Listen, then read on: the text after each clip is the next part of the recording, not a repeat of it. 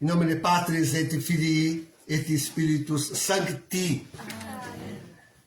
Então, queridos, estamos aí na oitava da Páscoa. Tem um outro nome esta missa, que é ditada pelo introito da missa, né? Quase modo. Assim como as criancinhas, diz a introdução, hein? Assim como quase modo, assim como as crianças. De fato, e esse é o outro nome da missa, essa é a missa do domingo em Albis. Como dizia ontem, o sábado em Albis, o domingo em Albis é aquele domingo em que os neófitos vinham depor as vestes brancas que tinham recebido no batismo e agora deviam voltar ao mundo com a missão que receberam nos sacramentos pascais. E hoje o Evangelho, também a Epístola, nos traz bem que missão é esta, queridos, que missão é esta. Primeira, a gente não pode falar sobre tudo, o Evangelho é rico demais, é grandioso demais. Mas eu quero pegar hoje um pouco assim, como que a essência da coisa. Primeiro, vejam que se trata de um Evangelho dito aos discípulos. No primeiro encontro, ao menos no domingo de Páscoa, não se diz que estavam ali os apóstolos, mas os discípulos. Então é para a igreja toda inteira. Essa aparição de Jesus não é para os apóstolos, senão que para a igreja, os discípulos. Primeiro ponto. Depois, é preciso entender o paralelismo perfeito que há entre a missão que Jesus recebeu do Pai e aquela que ele entrega à sua igreja, aos seus discípulos. Diz Jesus, assim como eu recebi, assim eu vos dou. Eu recebi do Pai e eu vos dou. Então, a igreja é aquela que segue a missão do Cristo. A igreja católica é aquela que segue a missão que o Senhor recebeu do Pai. E que missão é essa? Alguém perguntaria. Mas afinal, já que estamos na essência da missa, da mensagem, né? Que missão é esta? Mas que lindo, hein? Jesus dá a paz, sopra. Eu soprei sobre vós, hein? Sopra sobre a igreja e diz, e dá o dom do perdão. Dá o dom do perdão. Perdoar os pecados do mundo. Essa é a grande tarefa que Jesus recebeu. Lembra do sonho de José?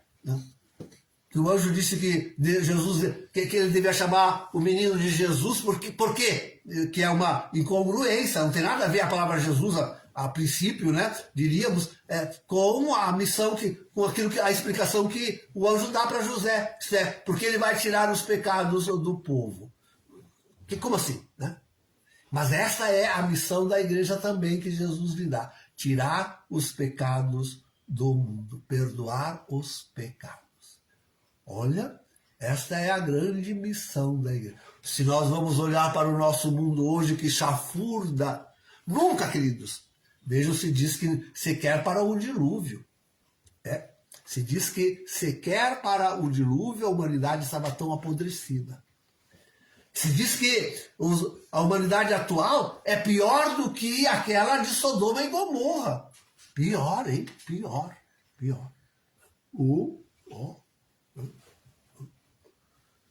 E se a humanidade contra a igreja chafurdam no pecado, quão grande, quão especial, quão imensa não é essa a missão que recebe a igreja remanente, aquilo que permanece de verdadeira igreja no mundo, de tirar o pecado do mundo, esse imenso pecado em que chafurda a humanidade.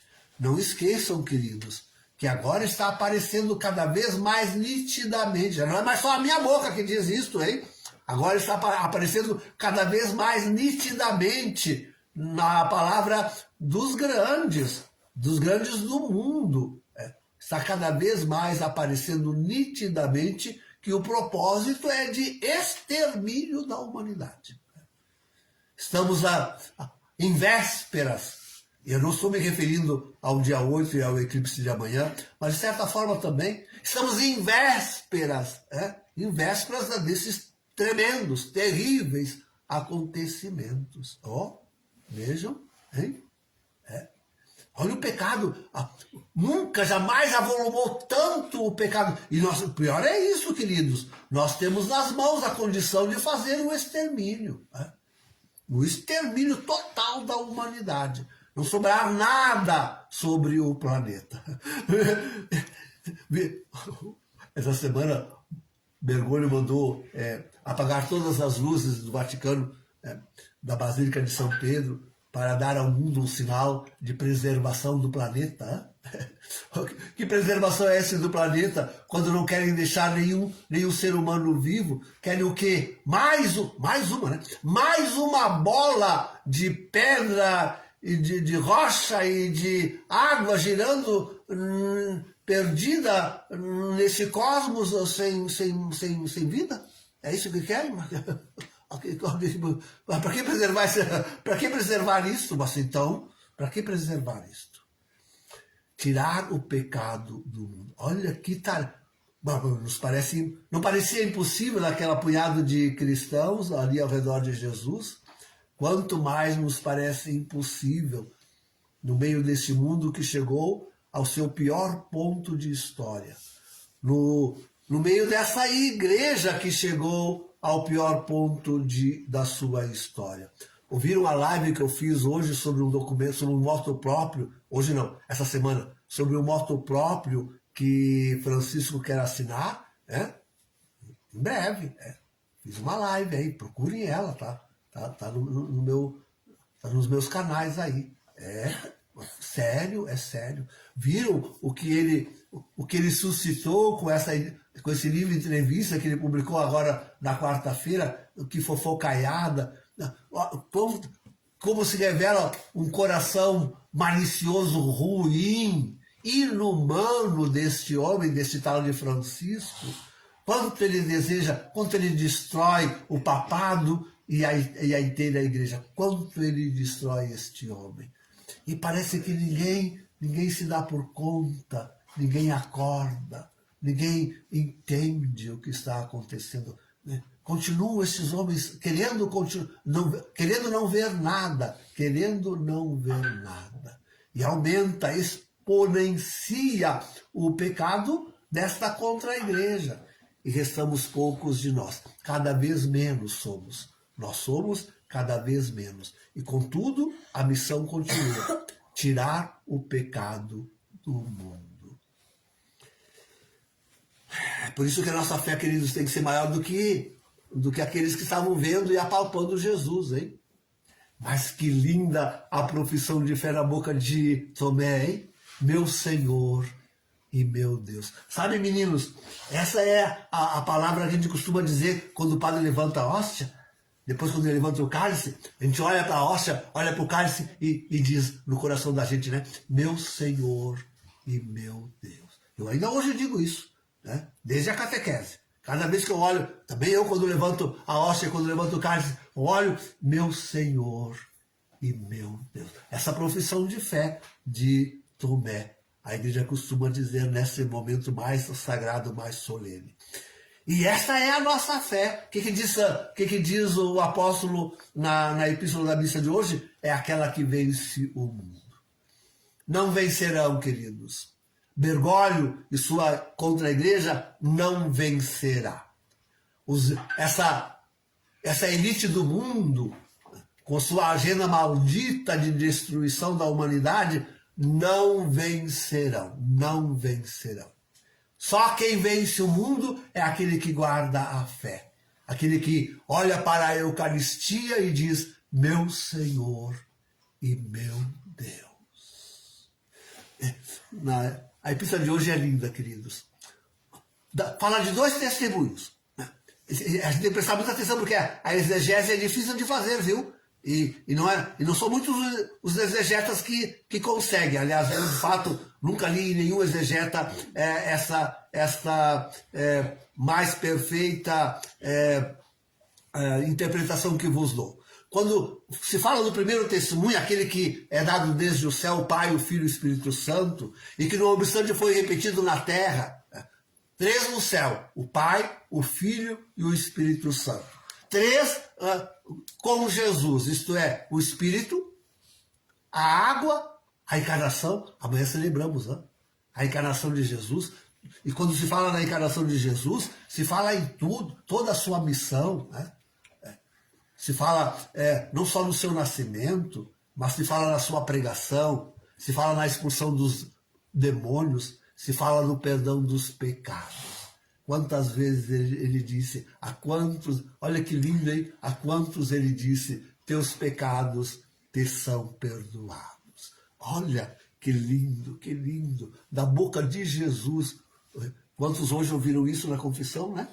Hein? Tantos de vós aí hoje ouvistes isso na confissão, teus pecados te são perdoados. Então mesmo, não precisa mais nem pensar nisso. Então mesmo. E não só os contados, como aqueles que, afinal, não têm pecado grave, todos eles estão perdoados. Já o disse, repito, o padre não perdoa um ou outro pecadinho, o padre perdoa a pessoa, todos os... Se não puder perdoar todos, então não perdoa nenhum, sai como entrou. Se não puder perdoar todos, porque não foi confessado os graves, né? Que a igreja obriga a confessar, se o padre não pode perdoar a todos, porque, vou repetir, se o padre não pôde perdoar a todos os pecados, porque a Santa Igreja obriga a dizer os graves e algum foi oculto, então também não foi perdoado nenhum pecado. Ponto. É assim simples. Mas se um foi perdoado, todos os pecados estão perdoados. O padre perdoa a pessoa. Podem sair daqui hoje alegres, livres, leves, contentes. Fui perdoado. Teus pecados te são perdoados. Vos disse hoje Jesus. Vos disse hoje Jesus. Então, e o terceiro testemunho é a da paixão, é da cruz, é a da morte. Então, 3 dão testemunhos com Jesus. O Espírito Santo, a água, que é a sua encarnação, amanhã celebraremos, a sua encarnação, e a cruz, o sangue derramado. 3. Mas depois, e agora, 3 dão testemunhos de Jesus na terra.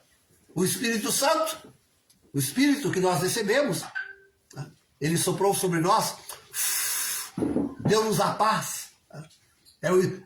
É o Espírito Santo.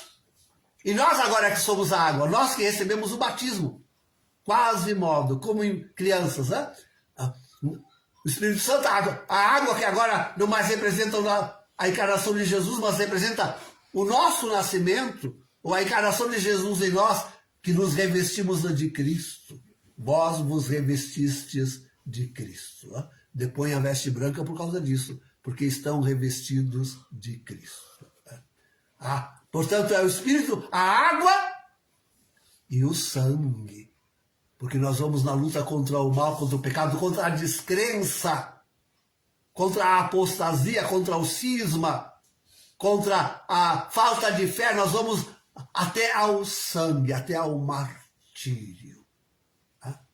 3 dão testemunhos agora. O Espírito, a água e o sangue. O nosso sangue derramado. Diz o Apocalipse que era preciso que se completasse o número dos mártires que estão sob o altar oferecendo o incenso das suas súplicas e dos seus pedidos a Deus. Está se completando. Agora, neste tempo, é que se completa. O sangue derramado. Para que o mundo creia e seja salvo. Para que o mundo creia e seja salvo. Essa é a nossa tarefa. Essa é a nossa missão. Estes somos nós. Nós somos a igreja ao qual o Cristo aparece, dando o seu testemunho com o Espírito Santo, com a sua palavra, com o seu sangue. E nós somos constituídos por Ele, para que no Espírito Santo, pela nossa palavra, batismal e, pelo nosso sangue derramado, darmos testemunho também dele, de que ele é o Filho de Deus. Ah, mas credo, queridos, desculpe, é mais uma palavrinha, mas pensar que tantos hoje colocam em dúvida a divindade de Jesus, mas que na contra-igreja, porque na igreja não são, na contra-igreja, tantos não conseguem mais acreditar que Jesus é Deus. Mas que é isto? Esta é a nossa fé, aquela que vence o mundo. É justamente a confissão da divindade. Jesus é o Filho de Deus. É com essa arma que nós vamos vencer o mundo. Não tem outra arma na nossa mão, queridos, senão somente esta, a nossa fé. Com ela venceremos o mundo. Em nome do Pai, do Filho e do Espírito Santo. Amém.